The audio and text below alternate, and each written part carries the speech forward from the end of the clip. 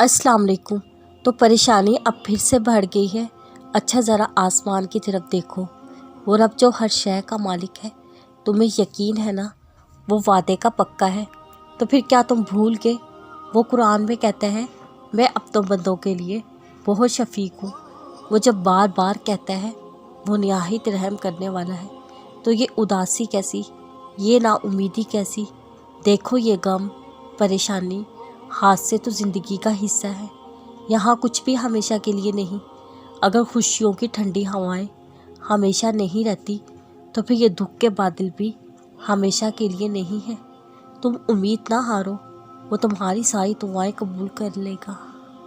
कुछ गम नेमत खुदा होते हैं, वो गम हमें इतना तोड़ देते हैं हम चूर चूर होकर रह जाते हैं। दुनिया के सब रंग ख़त्म हो जाते हैं और उस वक्त में अल्लाह हमारे पास कहीं से कोई उम्मीद भेजता है।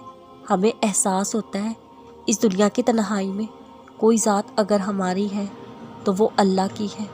हम गिरते हैं सजदों में और कहते हैं या रब हम लौट आए हैं, हमने खुद पर जुल्म किया, तेरे बंदों ने हमें तोड़ दिया, या अल्लाह हम पर रहम कर। और फिर वो अर्श फर्श का मालिक हमारे बेचैन दिल को एक दिन परसकून कर देता है। उस वक्त में जिनको तहज्जुद जैसी अता नसीब हो जाए, फिर उनका और रब का ताल्लुक़ और होता है। वो किसी और सफ़र पर चल पड़ते हैं, बेशक वो सफ़र फलाह का सफ़र होता है। और अपने रब पर भरोसा रखो, वो तुम्हें हारने नहीं देगा। अगर आप उसकी मदद मांग रहे हैं तो यकीन रखिए उसकी मदद आपको ज़रूर नसीब होगी। रब की मोहब्बत के आगे इंसानों की मोहब्बत की कोई हैसियत नहीं रहती। जो आंसू तुम रात की तारीकी में खामोशी से बहा रहे हो, जो तकलीफ़ तुम्हारे दिल को बेकरार किए हुए है, वो रब सबसे वाकिफ़ है। एक माँ तुम्हें रोता हुआ नहीं देख सकती, वो जो 70 माँओं से ज़्यादा प्यार करता है कैसे देख सकता है? तुम्हारे लिए मौजे होंगे, अपने मौजों पर यकीन रखो, उसका कुन तुम्हारी तमाम तकलीफ़ों को मिटा देगा। एक रोज़ ये दर्द ख़त्म हो जाएगा, बस अभी सब्र करने का वक्त है।